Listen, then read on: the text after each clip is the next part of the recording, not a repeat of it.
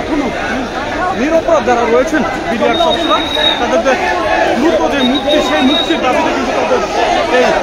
যে 3 দফা দাবি সেই 3 দফা আন্দোলন সেই আন্দোলন কিন্তু চলমান রয়েছে।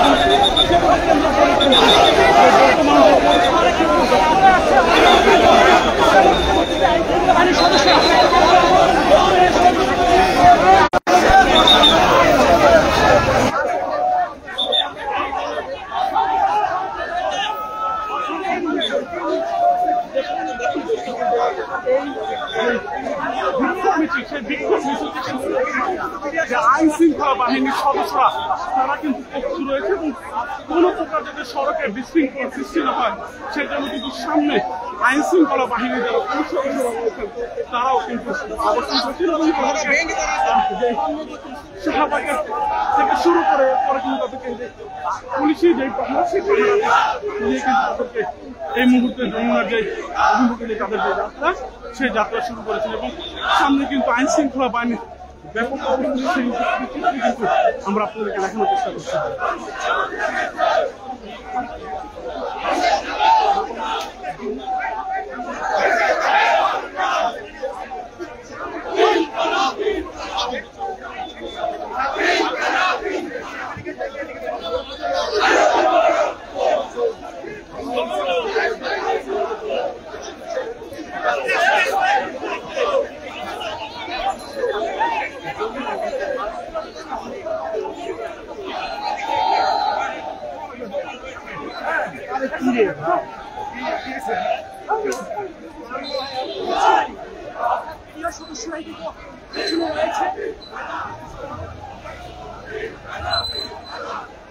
দেখছেন যে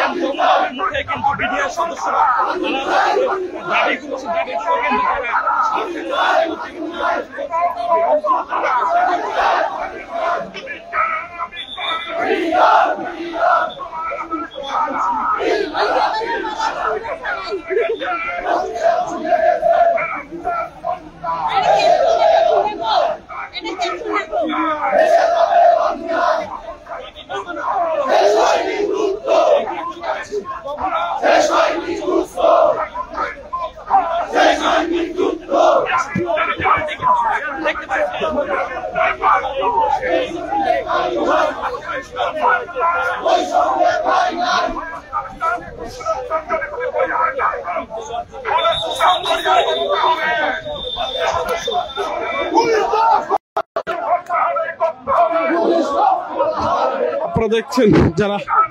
বিডিআর সদস্যরা রয়েছেন, চাকরিচ্যুত বিডিআর সদস্য, তারা কিন্তু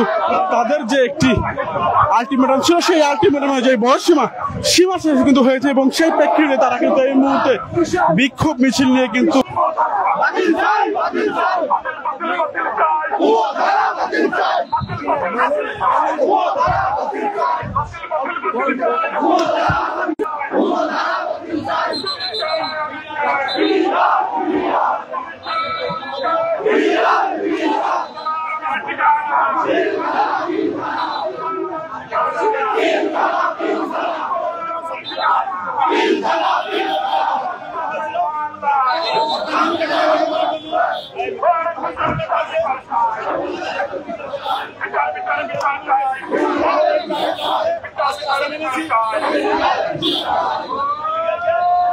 আপনাদের যদি একটু জানানোর চেষ্টা করি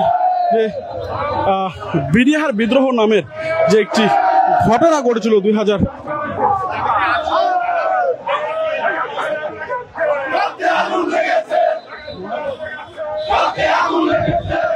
বিডিআর বিদ্রোহের যেই ঘটনাকে কেন্দ্র করে যেই মের 25-26 তারিখে যেই বিডিআর বিদ্রোহ নামে একটি প্রশাসন সংঘর্ষ, সেটিকে কেন্দ্র করেই কিন্তু বিভিন্ন জায়গায় কিন্তু যারা বিডিআর সদস্যরা ছিলেন তাদেরকে কিন্তু চাকরিচ্যুত এবং বিভিন্ন মেয়াদে কিন্তু তাদেরকে যেই শাস্তি সেই শাস্তি প্রদান করা হয়। এবং আপনারা জানেন যে বিগত সরকার বিষয় সেই বিষয়ের মধ্যে অন্যতম একটি, এবং সেখানে কিন্তু এই বিদ্রোহ নামে প্রায় 57 জন দেশের যে সৈনিকরা যারা রয়েছেন, ঊর্ধ্বতন কর্মকর্তা যারা সৈনিকরা রয়েছেন, তারা কিন্তু নিহত হন, শহীদ হন। এবং সেই প্রেক্ষিতে কিন্তু পরবর্তীতে যারা এই চাকরিচ্যুত বিডিআর সদস্য যারা রয়েছেন তাদের যে দাবি রয়েছেন, তাদেরকে অন্যায়ভাবে গত সরকারের আমলে তাদেরকে বিভিন্ন মেয়াদে শাস্তি দেওয়া হয় এবং সেই প্রেক্ষিতে তারা কিন্তু যখন বিভিন্ন মেয়াদে সাজা শেষ করে যে নির্দোষ খালাস পাওয়ার পর গণ অভ্যুত্থানের পরে তারা কিন্তু ঐক্য হন এবং যে বিডিআর কল্যাণ পরিষদ নামে একটি সংগঠন করেন এবং সেই সংগঠনের মধ্য দিয়ে তাদের যে দাবি, তাদের যে চাওয়া, সেটি কিন্তু সরকারের কাছে তুলে ধরার চেষ্টা করেন। এবং সেই প্রেক্ষিতে কিন্তু তাদের পরিবারবর্গ যারা রয়েছে, পরিবারের সদস্যরা, তারাও কিন্তু এই আন্দোলনে যুক্ত হন এবং এক পর্যায়ে কিন্তু এই আন্দোলনের যে দাবিগুলো রয়েছে সেই দাবিগুলো নিয়ে কিন্তু তারা বিগত সময় কিন্তু বেশ কিছু দিন যাবত টানা যে আন্দোলন, সেই আন্দোলন কিন্তু করে আসছিলেন। কিন্তু সরকারের পক্ষ থেকে যে বড় ধরনের যে ফয়সালা সেটি কিন্তু প্রদান করা হয়নি, কিন্তু সরকারের পক্ষ থেকে কিন্তু একটি স্বাধীন কমিশন গঠন করা হয়, তদন্ত কমিশন, এবং সেই প্রেক্ষিতে তাদের যে তদন্ত সেটি কিন্তু শুরু হয়েছিল এবং সেই তদন্তকে কেন্দ্র করেই কিন্তু বিভিন্ন যে আলামত, সেই আলামত কিন্তু সরকারের পক্ষ থেকে করা হচ্ছিল এবং সেটি কিন্তু তারা যেই যারা চাকরিচ্যুত বিডিআর সদস্য যারা রয়েছেন তাদের পর্যাপ্ত না বলে তারা কিন্তু দাবি করছেন এবং সেই জন্য তাদের যে 3 দফা দাবি রয়েছেন সেই 3 দফা দাবি নিয়ে তারা কিন্তু আবারও সড়কের যে রাজপথে সেই রাজপথে কিন্তু আন্দোলন করা শুরু করেন। এবং সেই প্রেক্ষিতে কিন্তু আজকে সরকারকে দেওয়ার যে একটি আলটিমেটাম ছিল, সেই আলটিমেটাম কিন্তু ইতিমধ্যেই এই সপ্তাহে রবিবার পর্যন্ত দেওয়া হয়েছিল এবং সেটি শেষ হওয়ার পরপরই তারা কিন্তু আজকে তাদের যে বিক্ষোভ মিছিল, সেই বিক্ষোভ মিছিল নিয়ে কিন্তু প্রধান উপদেষ্টার যে বাসভবন রয়েছে যমুনার উদ্দেশ্যে, সেই যমুনার উদ্দেশ্যে কিন্তু রওনা হয়েছেন।